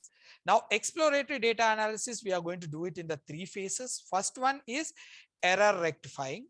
Okay, error detection or something like that. Error detection is outlier detection. Or now you may ask me, already we detected over here, why we want to do it? There are other techniques are there. The other techniques are there. We are going to implement it. Now, this is a technology which is used to remove that. Now, if you know this, I prefer you to go with the pandas. I strongly prefer you to go with the pandas. But the problem is very few people are comfortable with the pandas. Very, very few people. So there are some techniques called as Z-score. There is something called as IQR, and there is called as standard deviation, and there is one is called as percentile method. All these 4 we are going to see it. All these 4 we are going to see it. Now, if you are rectifying the errors, you can apply all the 4 and you can check it out. And then we are usually the people will go with the IQR, which is also called as box plot. Okay. Now, there is something called as encoding techniques. What is this encoding techniques is? I told you, I think so. There is like your machine learning model will understand only numerical data only. So if there is a categorical data, whether it is non-numerical data is there, you have to convert that one into numerical format.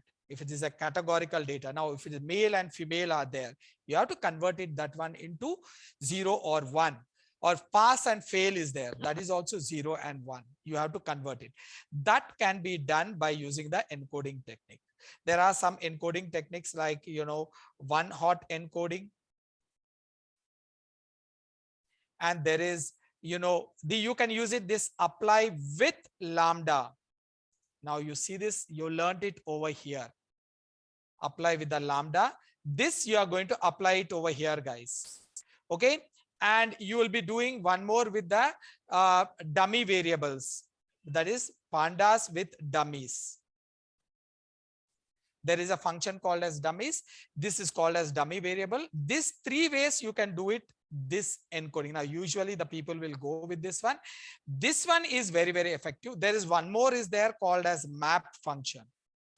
Using the map function also you can do it. We are going to see all the four. Okay. Now, all the four, why we are doing it means when you talk about these four techniques in your interview, then opposite person will be definitely impressed. Okay. Now, there is again like label encoding. Okay. And there is an ordinal encoding. Now, this is for an binary classification. Now, if you have a male, female, like, you know, yes or no, pass or fail, something like that, that you will be using it. Now, this one, it is more than two are there. Multi-level encoding, you have to do it. Then we will go with it. And if you want to do it an extreme level encoding, then we are going to go with vectorization. Now, this is nothing but NLP. Natural language processing. This we are going to implement in naive base. Now, usually naive base will be implemented for the, you know, what they call it as classification algorithm, guys. We are going to do the text classification over here. That is NLP. We are going to use it in the machine learning. Okay. So we are going to do it. And then we can also implement the NLP with NLTK. This is natural language toolkit. And then we can also implement the NLP with the RNN with LSTM. Now, all these three things you will be knowing, all the three ways of doing it. The vectorization will be implemented in this way. These are the three ways we will be implementing it. Now, this is only a concept, guys. NLP is a natural language process, is a concept. And that is implemented in these three ways. This is nothing but you are implementing the NLP in machine learning. That is nothing but you are doing the job of the deep learning in the machine learning. So that is what we are going to do it. Then after that, there is something called as feature scaling. Again, univariant, bivariant, you know, multivariant, those are the basic stuff. We are going to look at that one. But these are some of the feature scaling is nothing but standardization and vectorization, sorry, normalization. We are going to look it over here. Okay. Standardization and normalization. After this, guys, you should be eligible for a data analyst role. Definitely you are eligible for the data analyst role. If you go and take it or search for a data analyst role, they will ask only these things: your programming skills and your feature engineering. This is also called as feature engineering or pre-processing of the data. Okay. Then we will jump into the machine learning. Okay. In the machine learning,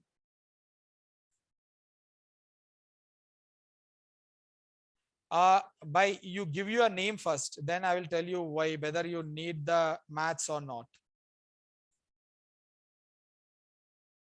My files. No need of maths over there. You know, you don't need anything. I will take care of that. You just learn whatever I am giving. That is enough. Okay. This person, I don't know, like, see, you can just ignore all those things.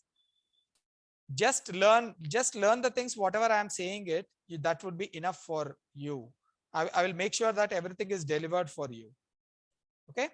Now, in the machine learning, we are going to learn the linear regression.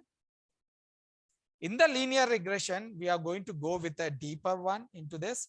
We are going to do the multilinear. Okay. And we are going to do the polynomial. We are going to do the regularization. Under this regularization, we have the lasso and ridge regression. And also we are going to see that what is bias, what is variance, and what is the overfitting, and what is the underfitting. And we are also see the different techniques, different errors. What are the different errors are there? We are going to see the different errors, like how to identify the different R square, that is mean square error, root mean square error, like absolute error. All these things we are going to see it over here. And if possible, we are going to see the gradient descent also, if you are ready to accept it, because that is really scary. But it's not so things, but it will be a bit scary. So I usually avoid giving it over here. I will give it in the deep learning. Very deep learning is completely everything will be on the gradient descent. Very detailedly you have to know it on that. Okay. Now after this, we are going to go to the logistic. Okay, and we are going to go with the decision tree. Very detailedly, guys. I'm writing it small. It doesn't mean to say that I will spell it out and I will get out. We are going to go very detailedly about this. And SVM, KNN, NIBase, and many more, whatever are there, I'm going to cover it. If you want me to do it anything extra also, you come up, I will tell you. No problem over that. But these are not the actual, no one want this. Everyone want is ensemble learning. Now, what is this ensemble learning is? You are going to combine this weak learners to make it a strong learner. That is what we are doing in the ensemble learning. Under the ensemble learning, we are going to have the random forest. We are going to have the ADA boost. Okay. And we are going to have the gradient boosting. Okay. We are having the XG boost. Now, these things we are going to learn it very, very now. For this implementation, you have to know this one, and you're going to. And one more thing, if anyone is getting the doubt that why so many algorithms for a one single problem, this is for all the regression problems. This is all for the classification problems, guys. So what I will be doing is, if you get a doubt like which algorithm is better, usually the people will be having the first question, usually the people will be having is which algorithm is better. Now, who cares? Just get the data. Now, how you will do is you prepare a model of this one, first one. This is for the logistic regression. Prepare the another model for the decision tree. Prepare the another model for the random forest. Prepare the another model for your like NIBase, and prepare the another model for your SVM. And you got the data over here. Pass on the data to them, all the five, sorry. Whichever is giving the better, take it. Simple. Now you will not have anything like that. You are going to write the code. When you are going to write the code, when you know the Python comfortable. If you're not knowing the Python, you are lost over here completely, because we are using a modularization technique over here. That is, we are going to write the different modules over here, right? This one in a different files. Now, again, this is not a big thing, guys. It is a very, if you know the concept, it is very easy. If you don't know the concept, it looks like very crazy. So we are going to use the modularization technique, and we are going to pass on the data to all. Which one is getting the better? We will find it out. There is again a cross validation techniques are there. Different cross validation techniques, and hyperparameter tuning is there. These are the very important ones. Very important. If you don't know the like sometimes you don't know the linear regression or like the decision tree, if you are able to answer the question like what is CV, that is cross validation, if you are able to answer the what is hyperparameter tuning, then that is the best they wanted. Because this is like a deeper one. You're going a next level. Okay. Now this is what is, again, we are going to get into the clustering, guys. Clustering, we are going to learn the clustering, k-means clustering, hierarchical clustering, and time series analysis over here. Here I am going to cover the time series analysis. Okay. There is a reason, there is a small connectivity there between clusters and the time series, which is very easy for you. Okay. Then after this, we are going to get into the deep learning. In the deep learning, First thing we are going to learn it is TensorFlow. This is an extension of NumPy. If you know the NumPy, which we learned it over here, you can play with the TensorFlow. Again, TensorFlow is a very limited, we are going to see. TensorFlow itself is not a very powerful one, but TensorFlow with Keras is very powerful. Okay, very powerful it is. So this also we are going to see it separately. We will see the TensorFlow separately. We will see the Keras separately. We will combine them. Guys, once you know this, you know the deep learning. I'm sure of that. Once you know this Keras, there will be two models will be there, how to prepare the model. Like one is a functional, one is a sequential. Once you know this, then you are comfortable with that deep learning. And but after this, we are going to see what is ANN, artificial neural network, connecting to our biological neural network to explain you how it goes on. Then we are going to see CNN. This is a convolutional neural network, and each and every network will be having a different layers that I'm not going deeper. You will be lost like what is that again. So we are going to learn the CNN, and we are going to do the multiple real-time project implementation with CNN. Remember that. Not one, multiple we are going to do it. Now, if you want to do it in the machine learning, I will show you. No problem about that. But whatever we are going to do as an example, guys, we are not going to do the one example. We are not going to copy the data from some Google or something and I will post it over here and execute. I hate to do that. And I hate to do myself also. I want you to do. I love to see you people doing it. And you will be doing it, no doubt. That's for sure. You people will be doing it. Okay, because there are simple steps will be there. If you follow the steps, you will get it. If you understand the steps, you follow the steps, you will get it. Okay, and you will be doing it definitely. If not, I'm here to do it. I will do it in front of you over here, sitting down, what you have to do it. Okay, next one is RNN. This is called as recurring neural network. Inside this, we are going to learn it as LSTM to implement again the NL. This is nothing but natural language processing. And here also I told you here, you see vectorization with the NIBase, NLTK and RNN. Now all these cases, the vectorization is used. Once you know the vectorization over here, right, all your stuff will be comfortable. And here we are going to implement the NLP with NLTK. Okay, and also we are going to see the image processing, guys. Image processing, we are going to do it. Okay, image processing, how to do the image processing. Now, this is the prerequisite of the CNN. Now, again, you may ask me, some people must be getting the doubt that where is computer vision? That is nothing but CNN only.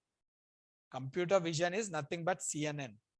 That is convolutional, which deals with the images, computer vision. And the NLTK is nothing but the NLTK and LSTM. If someone is asking what is NLTK, what is LSTM, or how you implement the NLP, means that is nothing but these two, LSTM and NLTK. Okay, here you will be seeing some extreme level programming, not a programming matlab, like extreme level model where you can convert, translation, everything you can do it. Now, how your Google Translator will work, you will be seeing it over here. And how a image is recognized, then it will, like by looking at the face, it will say that, okay, he is so and so. By looking at the face, it can say that, okay, this person has entered at this time. It can record it. These are the things which are covered, guys.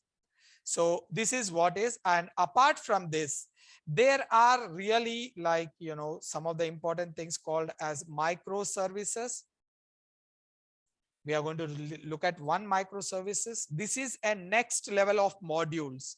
Modules means, this,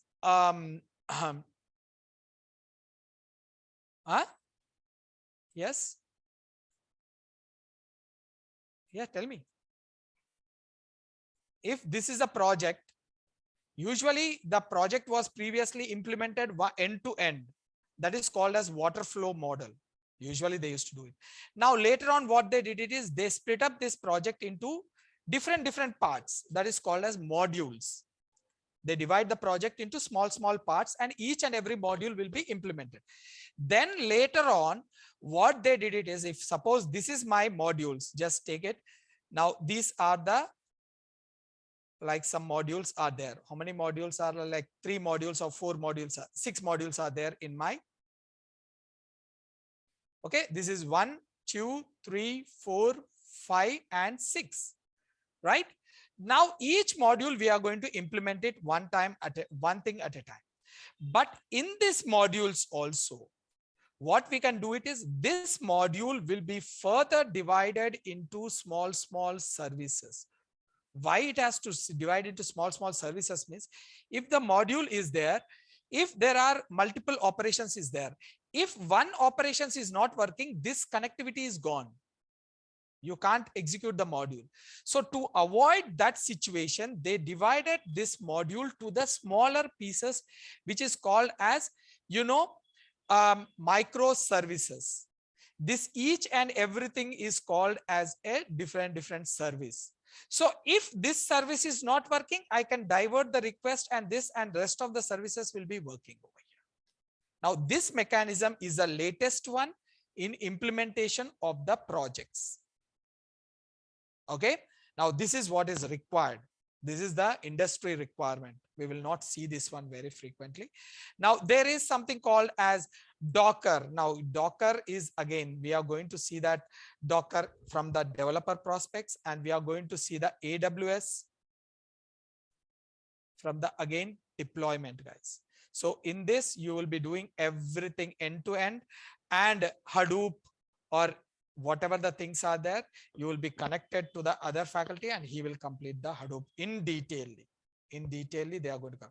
One more important thing is here, as I said it, like we are going to we are going to cover the Python as per our requirement in the OOPS, right?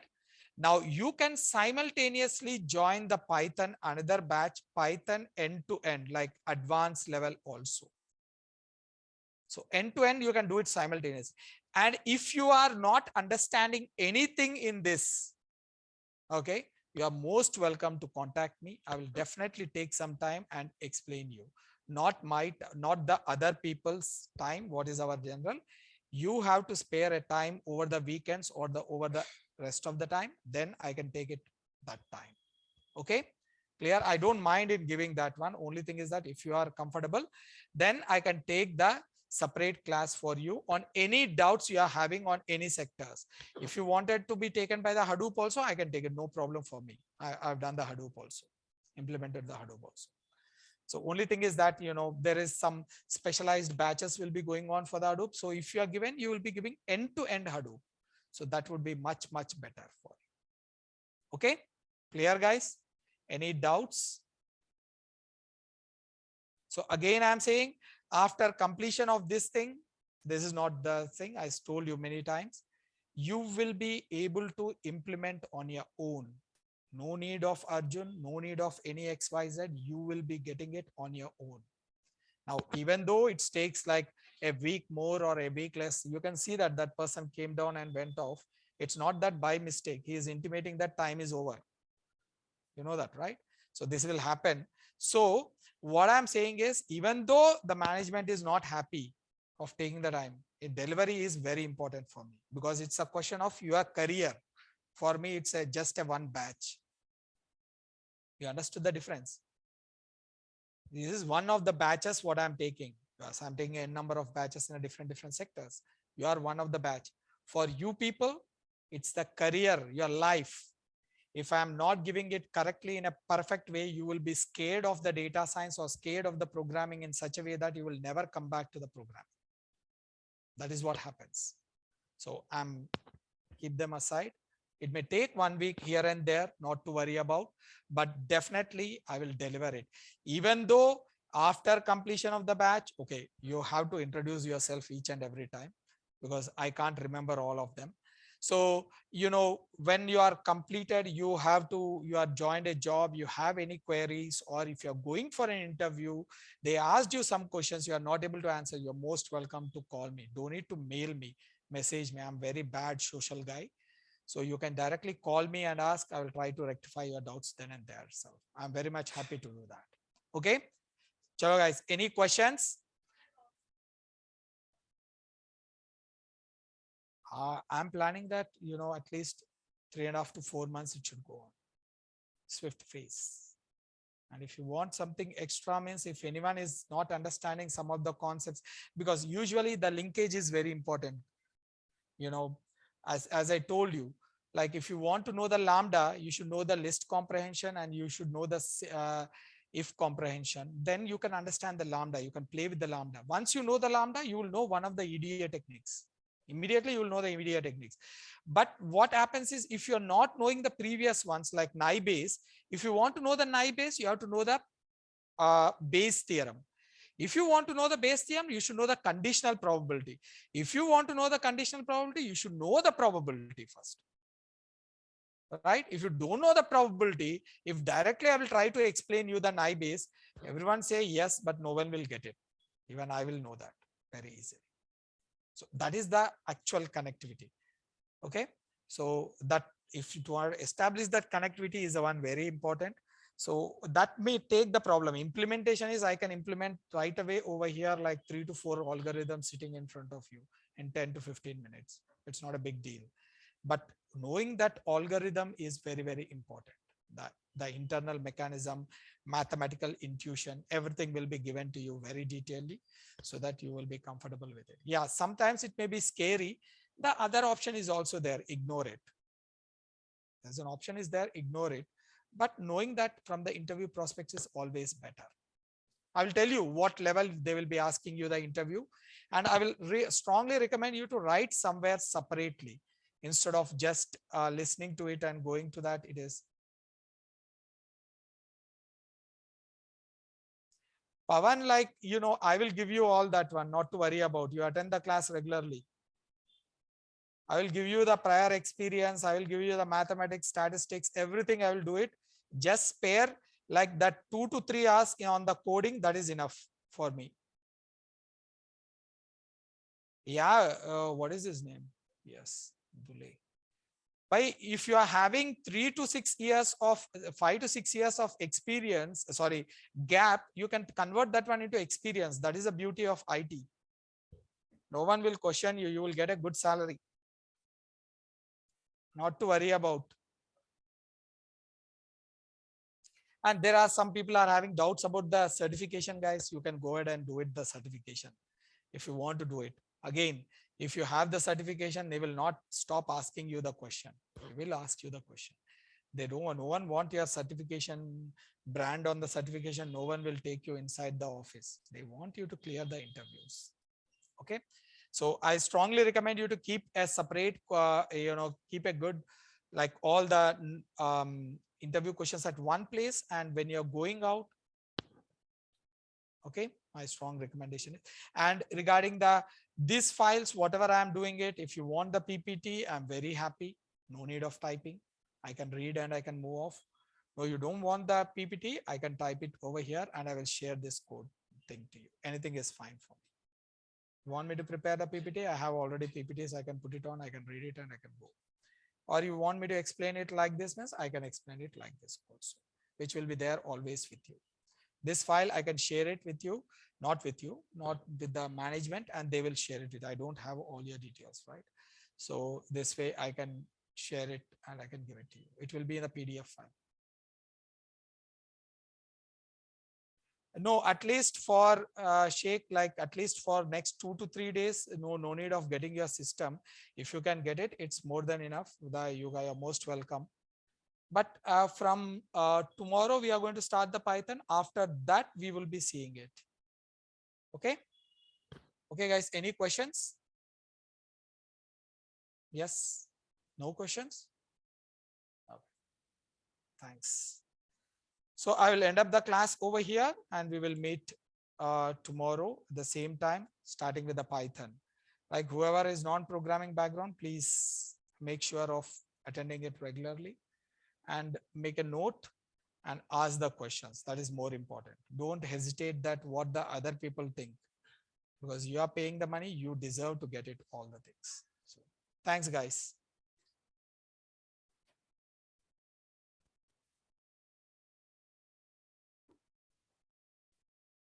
Manikanta, yeah, you can ask me a question, whatever you have it. Mayor.